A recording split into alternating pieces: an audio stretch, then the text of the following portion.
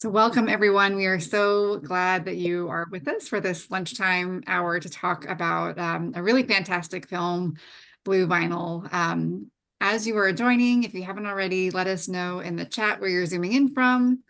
We're asking everybody to, for the first part of the call, to make sure you're on mute. And if you are willing to go off of video, that would be great. That'll allow us to see the speakers without distraction a little bit more easily. But then when we get to the second part of the call, we would love to see your faces and hear your questions and thoughts about the film.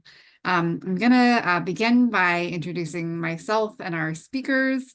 And then we'll dive in. So my name is Elizabeth Bayshard. I'm a senior policy analyst with Moms Clean Air Force. I'm really honored to be joined by three amazing colleagues today. One is Cynthia Palmer, who is a senior analyst for petrochemicals with Moms Clean Air Force. We have Jenny Gitlitz, who is the director of solutions to plastic pollution from Beyond Plastics. And we have Rachel Meyer, who is our Ohio River Valley field organizer with Moms Clean Air Force. I'm so grateful that all of you are here. Also special thanks to Danielle Berkowitz-Sklar, who is also with Moms Clean Air Force and is going to be helping us with tech in the background today. So thank you, Danielle. And also want to give a special thanks to Beyond Plastics for spearheading this film screening series this April. As I'm sure all of you are aware, April is Earth Month, and this year's theme of planet versus plastics made Blue Vinyl really a perfect film to watch together and discuss. And we also want to give a special thanks to the filmmakers for making a film that is still worth talking about more than 2 decades after it was originally released. So many thanks to all who have made today possible. We're going to begin by playing the trailer of the film. Hopefully you've all had a chance to watch it, but we thought it would be helpful to play the trailer for just a few minutes to get us all back in the same space. So Danielle, I'll turn it over to you to play the trailer for us.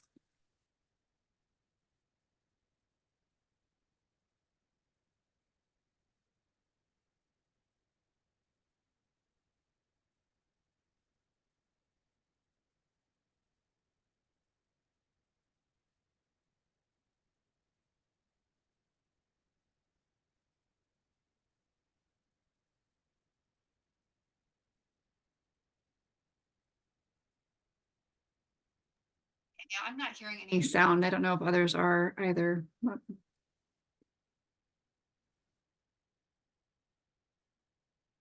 All right, let me fix that. mm.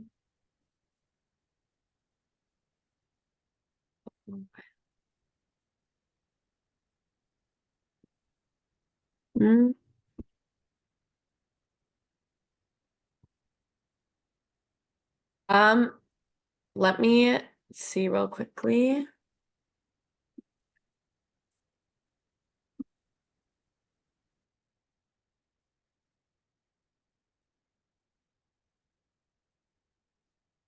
Elizabeth, do you want to try sharing from yours?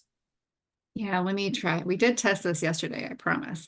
The technical difficulties are to be expected, I think. So I'm gonna get mine pulled up over here.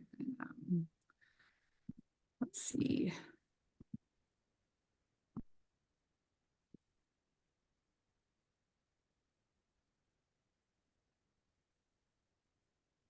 The audio over here.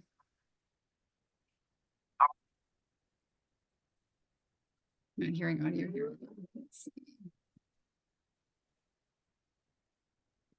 No, I'm not hearing audio. So let I me. like the house better like this. When it was red. Oh, yes, we got it. Yes, Oh. that worked. That worked. Yes. Okay.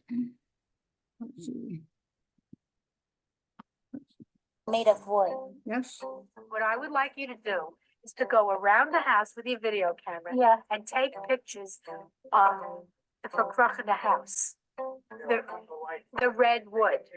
And then you'll realize that it has to be Yeah, redone. Matt, what is for cracking to me? Right. Tell Jerry to save those shutters. They're new. Okay. Jerry? Yep. Did you hear my mother? Yeah, I did.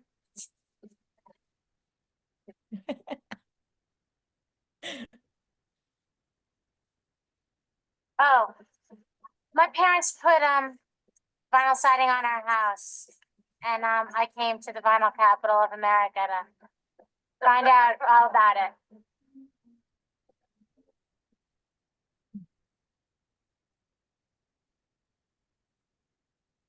Oh, no, I just stay in the house. Not all the time, you know, we get out. Yeah. Look at her face. She's like, oh, we're in a hazardous But any place that they have plants or any kind of chemicals, you're gonna, I mean, that's Yeah, the thing that goes along with it. And if we ever get blown up, that's a it. different story. That's it.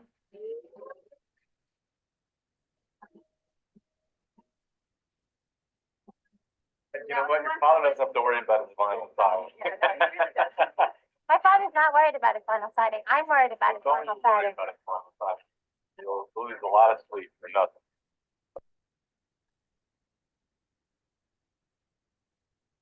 Start with basics and then we'll move into the details. It's moving offsite into the community where people live. It is your nightmare scenario of a concealed toxic hazard.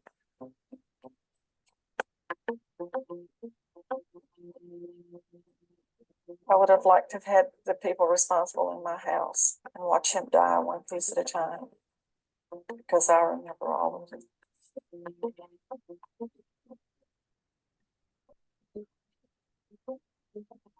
You better know it already.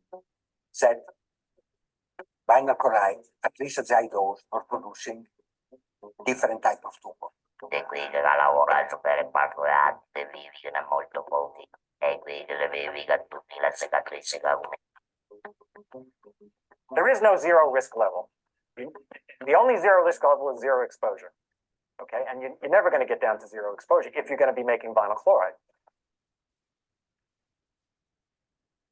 What if we found an alternative to the vinyl that had less risks associated with it than PVC vinyl siding, which is on the outside of our house? It would be cutting edge, Dad. Sure. Maybe it is in California. Party boards. Stucco? Whole house is clay Yeah. I heard around there, now. they shoot 3 inches worth of earth on the exterior for siding. Could we do that on Long Island? I don't know.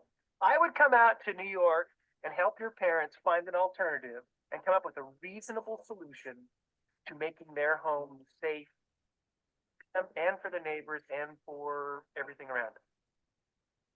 Okay?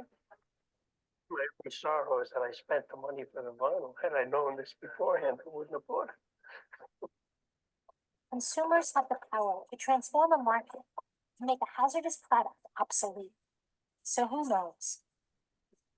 Maybe the next great product revolution could start with our house.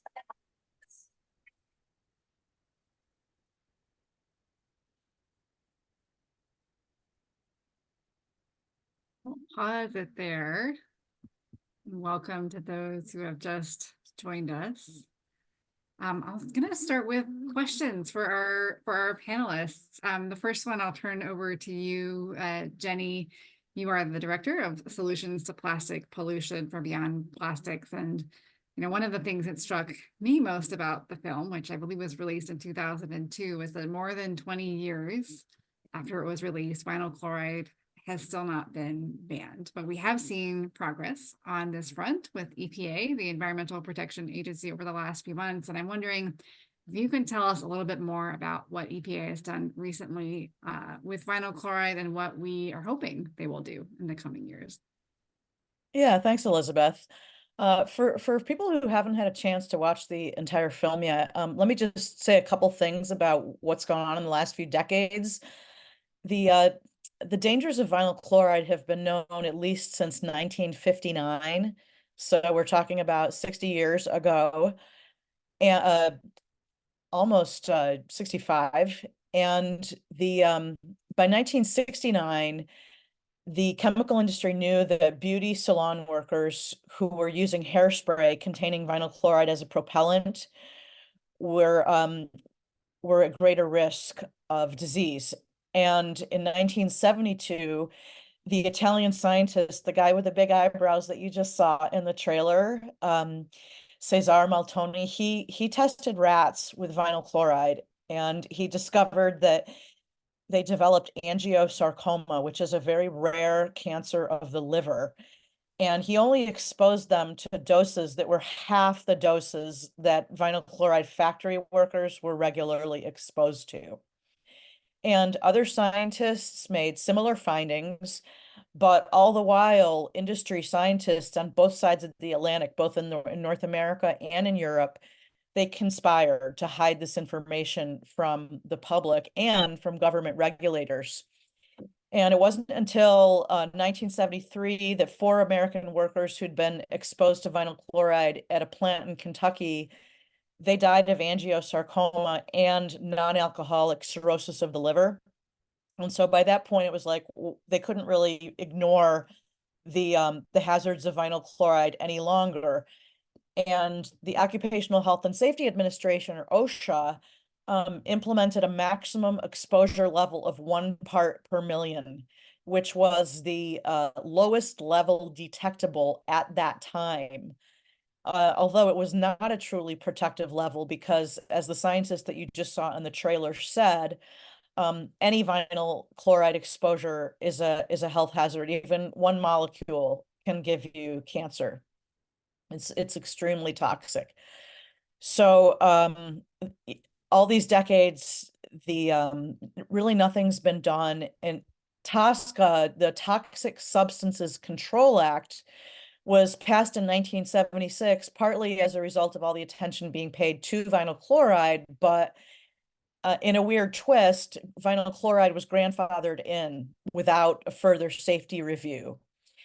So it wasn't until 2016 that TSCA was amended, and EPA was instructed to evaluate the risks of many high priority chemicals used in commerce. And they had a giant list, and they've been tackling them at a snail's pace, just a few at a time. And I think it took over 20 years to get asbestos regulation passed, if I'm not mistaken. So finally, in my group Beyond Plastics and many other groups, including Moms Clean Air Force, ran a petition last year and went to present the petition in person to the EPA in Washington. And some of this pressure, we believe, was responsible for EPA issuing a notice just a few months ago in December that it was beginning the process of prioritizing vinyl chloride along with 4 other toxic chemicals. This group of 5 was being prioritized for risk evaluation under the TSCA process. And the prioritization process takes 1 year, so it's already begun.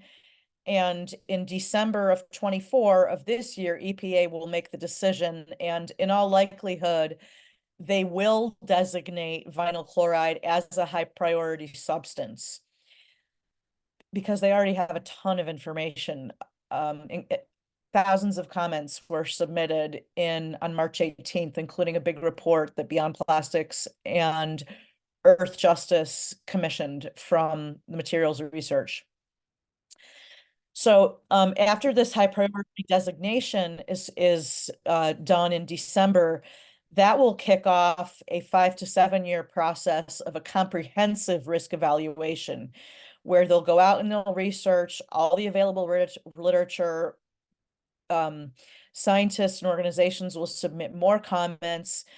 We hope the EPA will go on field trips, will go on visits to places where vinyl chloride is manufactured and interview people living in environmental justice communities where there are vinyl chloride manufacturing or processing facilities. In case nobody mentioned this yet, vinyl chloride is used for it is almost exclusively used to make PVC plastic or polyvinyl chloride plastic.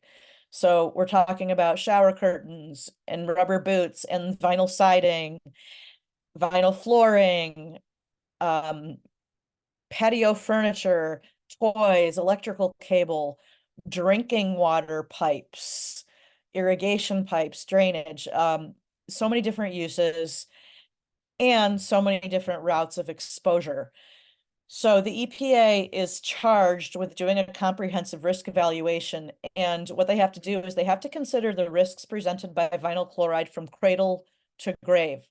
They have to take into account all the different ways that people are exposed to vinyl chloride. So for example, are they getting exposed? Factory workers are getting exposed through inhalation and maybe skin contact. People who live in fence line communities, there are air releases. People who live along transportation routes like East Palestine, where there have been accidents or leaks.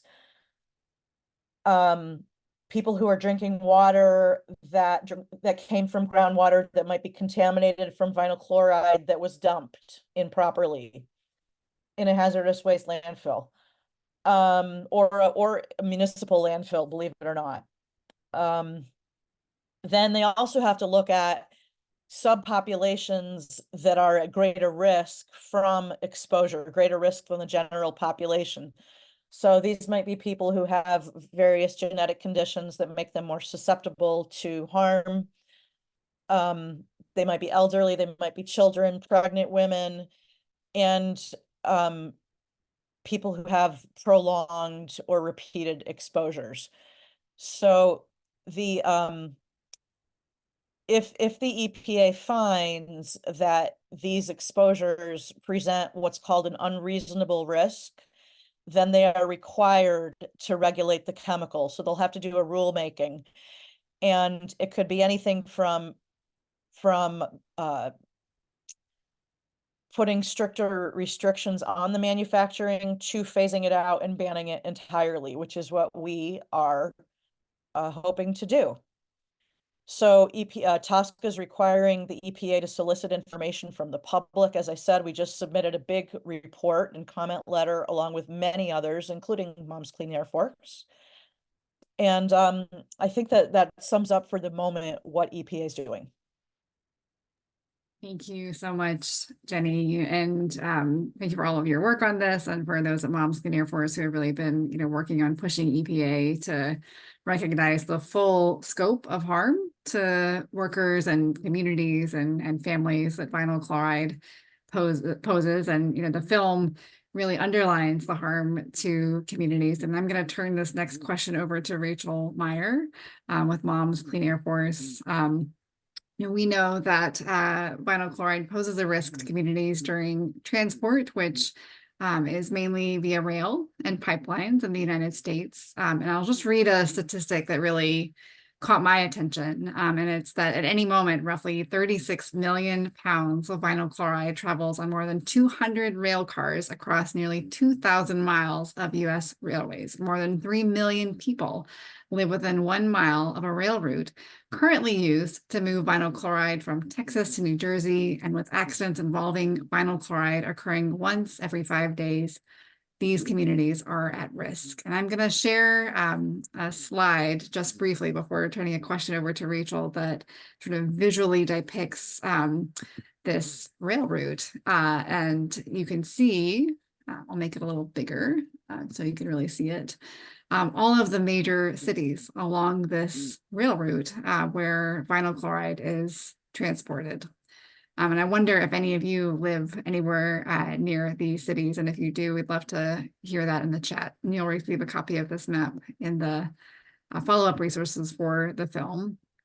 But Rachel, turning it over to you for a moment. You live 20 miles away from East Palestine, Ohio, where a train that was carrying vinyl chloride derailed in February of 2023. And I'm wondering if you can tell us about what that experience was like for your family and your community, and how Moms Clean Air Force has been involved in advocating for better community protections.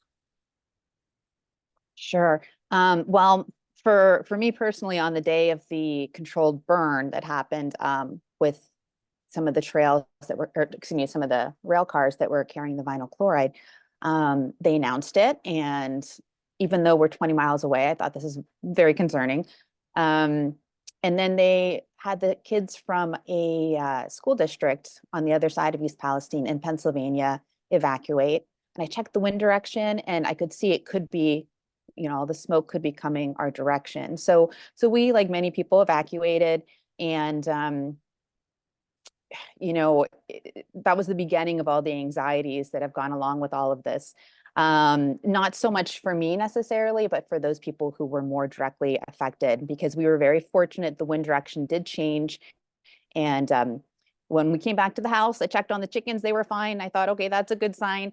But people very close to us were affected. Just a few miles closer, there's a woman who, had rashes. She had the chloracne that comes from dioxins, which when vinyl chloride is burned, dioxins form. So a lot of different health symptoms that people have experienced include, eye irritation and rashes and asthma flare-ups and headaches. And I did experience those as well on a few occasions when I went closer to East Palestine. So again, though, my family was so fortunate that we were not more affected. There were so many families that were, and children that have been sick from this impact of the derailment with the petrochemicals that were on the train spilling, and then the vinyl chloride being burned, which creates other toxic chemicals. And among the people affected have been first responders. I just was on an EPA briefing where they talked about there being 300 firefighters from 50 different departments that were there when the train derailed and when chemicals were burning. And now 30% of those first responders are having ongoing long-term healthcare needs. So the impacts have really been far-reaching. People last summer didn't plant gardens. They were worried about the chemicals that may have settled onto their soil. So of course, that was a big concern in this agricultural area for, the farmers who have crops, and livestock was affected. And then a lot of people have well water. So all sources of water have been a concern. I just have this EPA newsletter from this month where they're still going through the progress they've made with the cleanup. So, may not be known to everyone that cleanup is still continuing, and people are still seeing that in their, day-to-day lives and feeling effects from it.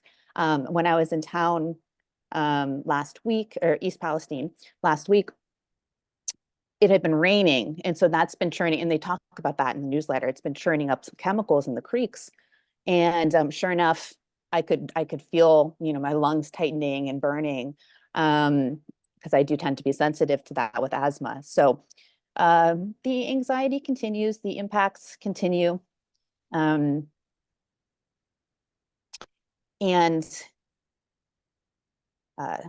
excuse me, I just lost my connection, it looks like.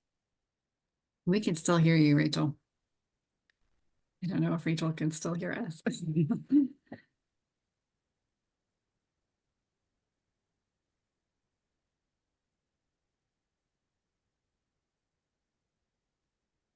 Okay, I think I got you. So sorry about that. Okay, you can hear me okay? All right. So another thing I wanted to mention, thinking about how people have been affected, is that there is a petrochemical facility close to us that makes plastics. So people have been really concerned making that connection between the petrochemical facilities that transport the chemicals and actually the pollution that comes right from the facilities. So there's been more concern about the increased production of plastics in general. It is predicted that the plastic industry will triple production by 2050 and put in more plants in our area in the Ohio River Valley, in other places, of course, such as Texas and Louisiana. So there's a lot of concern about the impacts of the petrochemical industry in general and the increase in plastics, which, we know from every step in that process of creating plastics, there's harm that's done to communities. First, the fossil fuels have to be extracted. They're used to, produce the chemicals and the plastics. And then, of course, the transportation. We've become all too aware of how that can be a danger. And then you have all of the plastic waste. So people have become more concerned about that as well. So just a lot, like I mentioned at the beginning, a lot of increased anxiety has been a result of all this. Now, I think you also asked what Moms Clean Air Force has been doing to advocate for more protections. And so we've been doing a lot, specifically, with East Palestine. Right away, we went to DC during a Senate hearing to make it known that we were very concerned. And we have continued to talk with elected officials alongside Moms members, asking for more protections, more air and water monitoring for the people in East Palestine, and just in general, more protections from the petrochemical industry for everyone.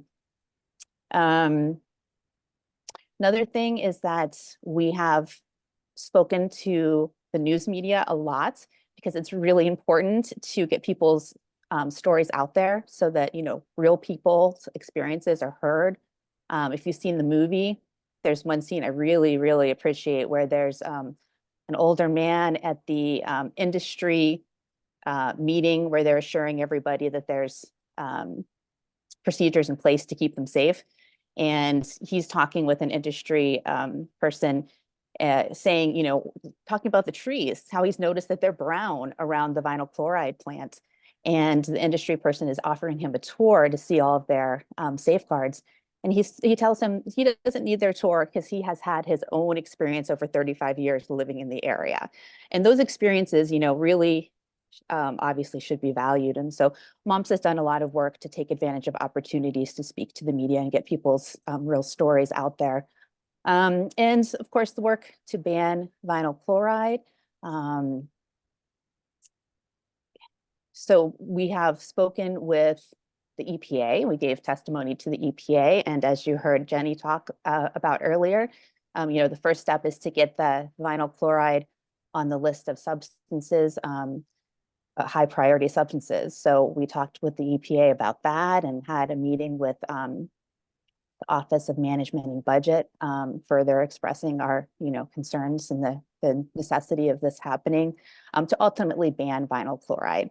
There's way too much that's happened that I've, you know, seen as a result of vinyl chloride. So, you know, all of this for plastics, it's not worth it.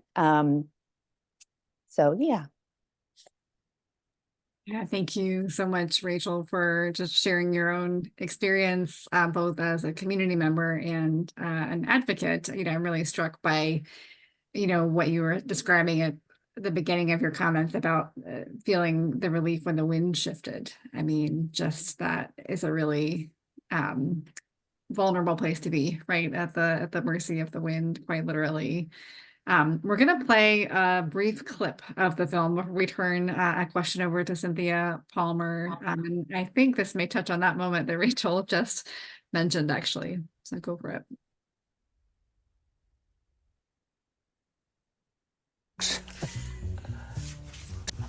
So, all the tumors are in these boxes. In autumn of 1972, we were aware already that vinyl chloride, at least at the high dose, was producing different type of tumors. And at that time, 3 type of tumor in the first exposed animal, which were Sprague-Dawley rats. Tumor of ear, tumor of kidney, and very, very rare type of tumor, angiosarcoma of liver. The rats got cancerous tumors from vinyl chloride exposures as low as 250 parts per million. Meanwhile, in Italy and the US, it was legal for vinyl chloride workers to be exposed to as much as twice that amount. The European vinyl industry was not too happy with Dr. Maltoni's results, and they decided to keep his research secret.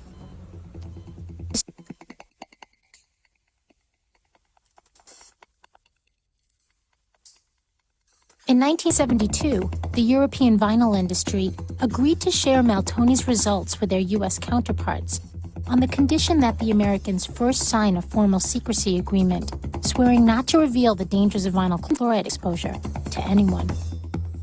What they're actually signing was a document to keep information private and to keep information about disease private. It was the Americans' idea to have a secrecy agreement? No, it was the Europeans' idea to have a secrecy agreement, but the Americans agreed to it. They're essentially conspiring among each other not to tell about something that they all know is a problem. And they do it because they're a club, because they're an industry that sees their own self-interest as being more important than the public interest.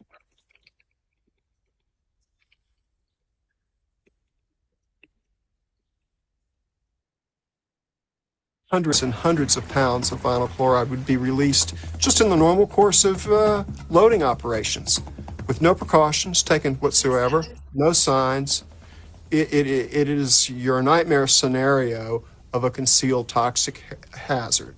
The industry needed to buy time for vinyl. Vinyl was a new product then. It was bad news from Italy, if not properly handled, could have potentially made people think twice about turning everything into plastic. Meanwhile, women may have been spraying their hair with vinyl chloride. As early as 1969, some of the manufacturers recognized that women using hairspray on a regular basis were exposed at levels higher than your average industrial worker. The industry was aware of the unlimited potential liability. If millions of women, not to mention their hairdressers, had known that the propellant in hairspray was carcinogenic, they would have put the vinyl chloride industry out of business. So the industry kept that a secret too. But then something happened that they couldn't really hide. Between 1968 and 1974, 4 workers in one vinyl chloride plant in Louisville, Kentucky, all died of angiosarcoma of the liver. The same extremely rare cancer that Dr. Maltoni had found in his lab rats. The industry was finally forced to admit that there was a direct link between vinyl chloride exposure and cancer. In response, the chemical workers' unions demanded that the government drastically reduce exposure levels, and a limit was finally set at 1 part per million. As for the millions of women who were being exposed every time they did their hair, the industry never made any public announcement. They just quietly took the vinyl chloride out of hairspray. There's no way of knowing how many people might have gotten sick. If you asked any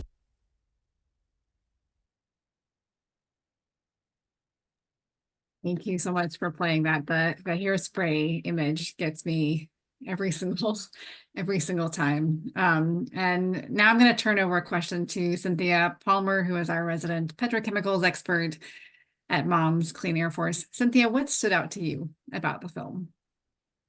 Hey, thank you, Elizabeth. So many things stand out. I mean, the hairspray, this is hair without any vinyl chloride spray, by the way, so it's just not worth it.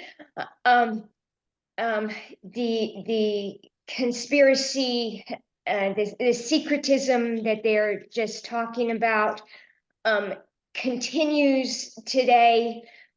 How so much industry information is kept as confidential business information, and not just on what's in the PVC plastic and what are the health effects, but also simply on production. EPA tells us that in the most recent year that they're publishing data for, which was 2019, the industry produced somewhere between 10 and 20 billion pounds of vinyl chloride. So that's an uncertainty of 10 billion pounds. We don't even know, like nothing is shared with us. Everything is secret. And this is grotesque in our view.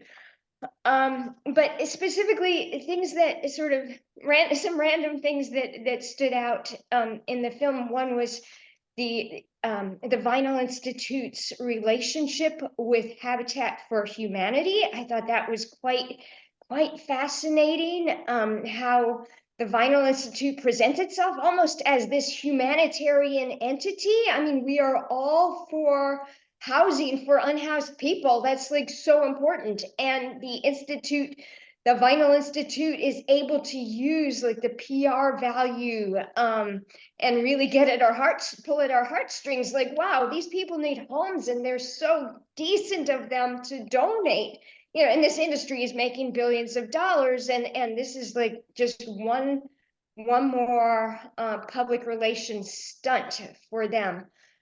Another thing, well, I mean, the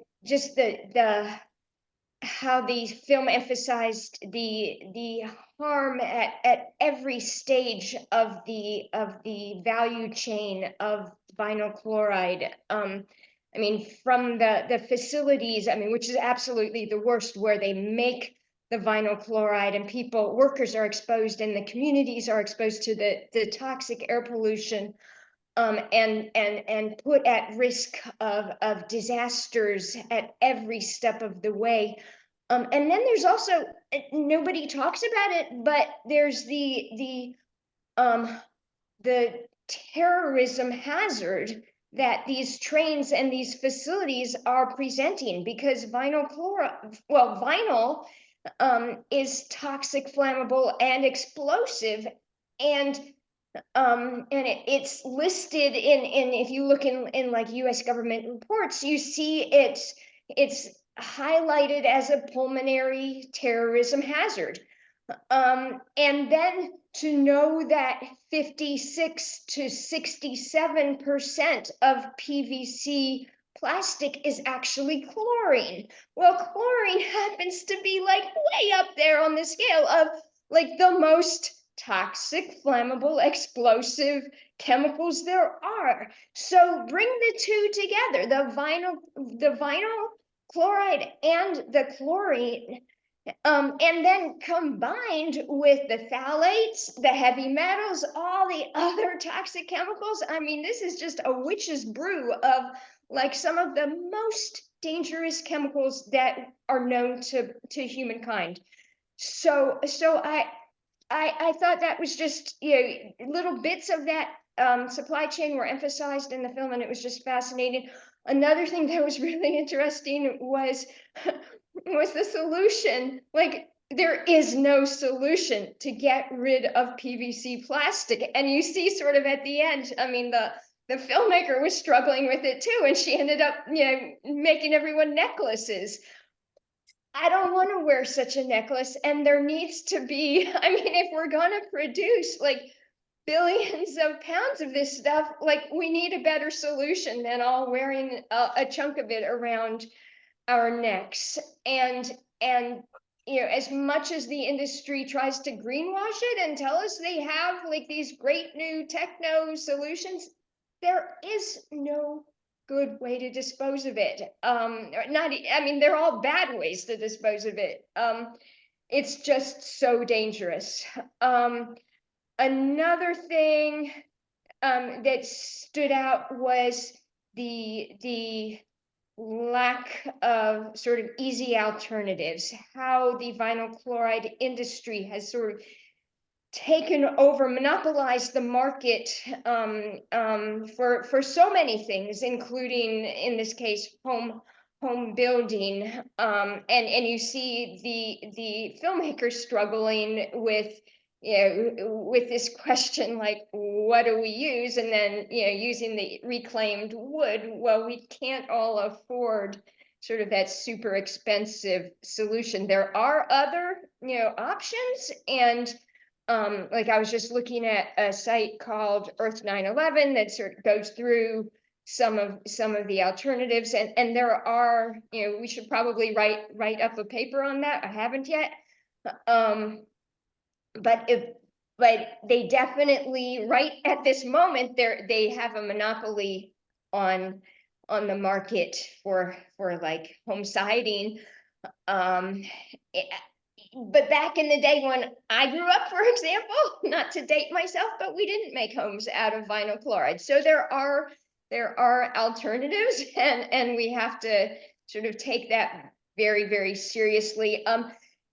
One aspect that is often that is not often mentioned is the flammability for homeowners or people who go to school or are in buildings that have vinyl siding. And there was one, there's a safety certification company that wrote that 40 years ago, homeowners had 17 minutes to escape from a house fire, and today we have just 3 minutes to escape from the equivalent home fire, because the homes are such a fire hazard that all this plastic, and particularly all the PVC, it just goes up in smoke, literally, and it's burning vinyl chloride, as others have mentioned, is super toxic, producing dioxins, phosgene. I mean, some of the most treacherous most potent carcinogens out there. So for emergency workers, as well as for all of us, it's when it lights up in flames, that is super dangerous. But I see we are way past time, and really what we want to do is hear you all's reactions and have a discussion. So I will stop there. Thank you. Thank you so much, Cynthia. You really underlined a lot of important aspects of the film. And as Cynthia said, we would love to hear your reactions to the film. What stood out to you? Feel free to drop notes or thoughts in the chat. Feel free to come off of mute and let us know what you thought. As maybe you're gathering your thoughts, I'll just underline that, one of the things that stood out to me was just the racial disparities and who is impacted in these communities. We know that people living near PVC plants are disproportionately communities of color, and that was highlighted in the film. Curious to hear your thoughts too.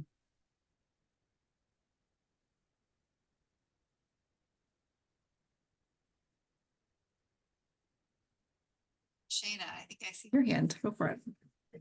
Hi, I think just really like as a former retail worker that dealt with like management of retail and just getting product to the floor type of concept, especially like whether it's new products or reusable products like thrift stores or consignment, and then like your popular stores like the mall stores, the Dress for Less Ross, the Kohl's.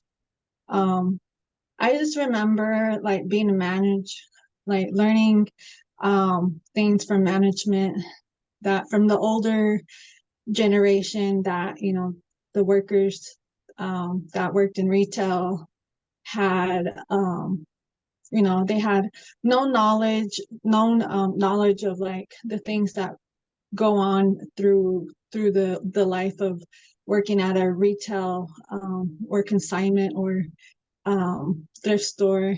That a lot of the ladies that dealt directly with the product in handling, whether it was donation type of products, especially I don't know if you guys heard of Savers or Value Village. It's kind of popular on the coast, and so Colorado used to have a Savers in Colorado, and a lot of the women there got sick and had to undergo what do you call it, uterus tumor removals. So, and it was directly like with people that worked directly with the product and that were confined in an area where the donations would come and be sorted through from donation or like from resellable to not resellable to being shipped to third world countries. But it was found out that not everything went to third world countries, that some of the stuff did end up in landfill still, even though that the mission was to prevent landfill excessiveness. And through the experience of that, I've learned that, working at a retail where, new product is being brought out, that the fumes from the products are really like, if I have asthma, so it would bother me when I smelled like new product coming to the floor.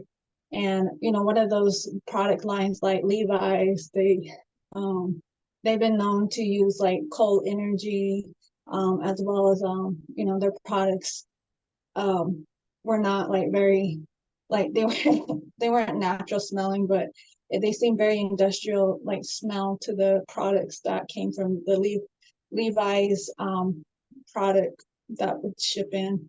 And then also as a manager of retail, sometimes we had to take off products that were placed on a recall list, due to toxicity of the product. So after watching this this documentary, it just made me think about all the products that we are connected to and how this has really got out of hand. Thank you. Thank you, Shayna, so much for highlighting the connection to everyday products and also to the hidden risks, often hidden risks to workers from these products. Those are really important points to underline. And we have time for maybe a couple more comments from you all in the audience before we do a closing round of questions for our panelists. So I'm curious whether others want to share brief thoughts about what you noticed about the film.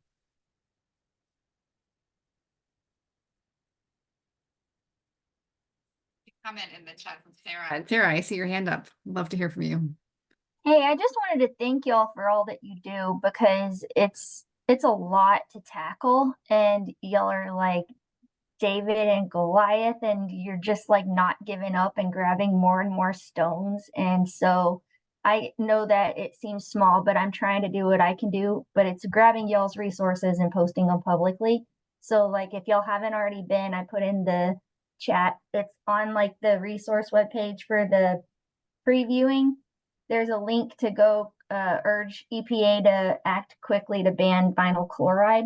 So I've shared that and then tagged my parents and tagged family I knew would go and sign. And then I found the address so that I could text it to people. So I'm just starting small, but I just want to thank y'all for everything that you're doing because it's amazing. And all together, maybe we could get something done about this because it sounds so scary. It's like, how am I supposed to avoid all the things if it's in my clothes and it's in our like everything that's built around, like I could just look around the room and name a million things, and it has to be out of production. Like that's the only solution. So thank y'all for everything. Y'all are awesome.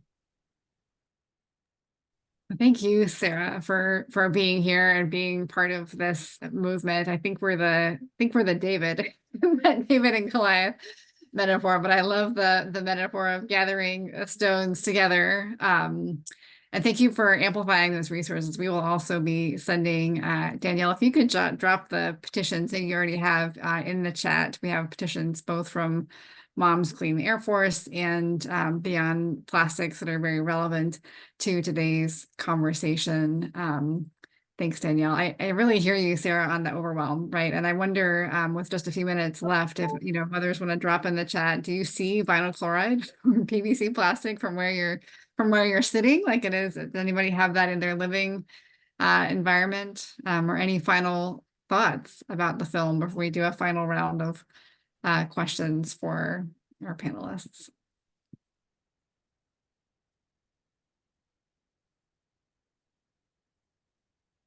Pretty sure my shower curtain is PVC plastic, but I can't see it from here.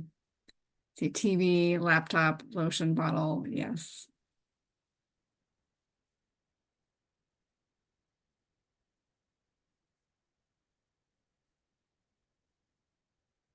As we wrap up, feel free to chime in, jump in, anybody, if you have thoughts you want to share about the film. But I do want to ask one more action-oriented question for each of our panelists. And that question is, what's one action that people concerned about vinyl chloride pollution can take to advocate for better protections for communities, workers, and families? And maybe y'all will have different answers and maybe it'll be the same answer. But Jenny, I'll give it to you first. Okay, well, we still have a petition on our website and I will put that link in a moment. And we there's going to be another comment period coming up this summer and we will make announcements and invite people to comment. So there's a way to write to the EPA administrator, Michael Regan. So those are the actions we're recommending right now. Thank you, Jenny. Rachel, anything you want to add in terms of actions or ways that we can work on this? Certainly a few have been mentioned, the petitions. Moms has another petition for protections from the petrochemical industry that I can put in the chat. But also I will say, talk to your elected officials, express your concerns. Your story and your voice matters to those elected officials. And so it's something we can all do and makes an impact. You, Rachel, and Cynthia, over to you. Is there anything you want to add? One thing people can do. I think just what everyone else is saying, talk to everyone you can. Maybe somebody knows somebody who has some influence. And then just, we're grateful for anything you can do to amplify the messaging from any of our websites or through whatever means possible. Just that the industry is so incredibly well funded, and the promotional campaigns are so slick. So we can't match their funding, but we have the truth on our side and our voices, and we can share with everybody we know. So thank you. Thank you, Cynthia. I see Alicia, I hope I'm pronouncing your name right. Can we start sending a request to Congress via sign-ons? We do sometimes have petitions to Congress. So we'll send follow-up petitions as part of our follow-up resources for today, which will be heading your way in the next couple of days. Shayna, one final question from you before we wrap up, or one final thought. I think with like the things like chemical recycling, like we did a lot of outreach with federal leaders, but it seems that the focus could also be at local leaders that are proposing or that have industry in their area would probably be the best place to start having conversations with elected leaders, because a lot of the times they're the ones that are actually being influenced for these projects, and are most likely have been introduced to some of the ideas of protecting industry over communities. I see that like a lot of the local leaders already have someone in their ear most of the time when it comes to these industries. So I would start with local elected officials to get them educated or informed about these